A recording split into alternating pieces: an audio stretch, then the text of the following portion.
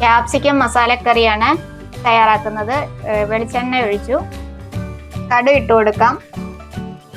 കടുക് പൊട്ടി വന്നിട്ടുണ്ട്. കറിവേപ്പില ഇട്ട് കൊടുത്തു. 1 സ്പൂൺ തുമരപ്പരിപ്പ്. ഫ്ലെയിം കുറച്ച് വെച്ചിട്ട് ആവശ്യമായ പൊടികൾ ഇട്ട് കൊടുക്കാം. 1 സ്പൂൺ മല്ലിപ്പൊടി, 1 സ്പൂൺ മുളക് പൊടി, 1/4 ടീസ്പൂൺ മഞ്ഞൾപ്പൊടി, 1/4 ടീസ്പൂൺ കുരുമുളക് പൊടി, 1/4 ടീസ്പൂൺ മസാലപ്പൊടി. പൊടികളെല്ലാം കൂടെ ഒന്ന് മിക്സ് ചെയ്ത് കൊടുക്കാം.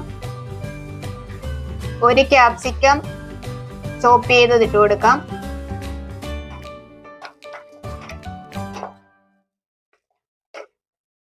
1 ഉള്ളി അരിഞ്ഞത് ഇട്ട് കൊടുത്ത്, 1 തക്കാളിക്ക അരിഞ്ഞത്,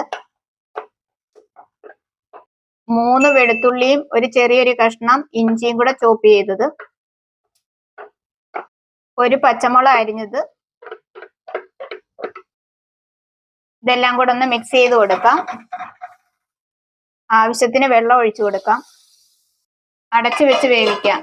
അടപ്പ് മാറ്റി നോക്കാം. കഷ്ണങ്ങളെല്ലാം വെന്തിട്ടുണ്ട്, ക്യാപ്സിക്കം ഒക്കെ. ഇനി ആവശ്യത്തിന് ഉപ്പിട്ട് കൊടുക്കാം. ഉപ്പിട്ട് കൊടുത്തു. നന്നായിട്ട് ആറിയിട്ടുണ്ട്.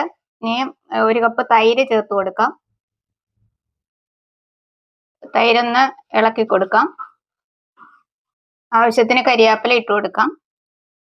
ചപ്പാത്തിയുടെ കൂടെയും ചോറിന്റെ കൂടെയും ഉപയോഗിക്കാവുന്ന നല്ലൊരു ക്യാപ്സിക്കം മസാലക്കറിയാണ്.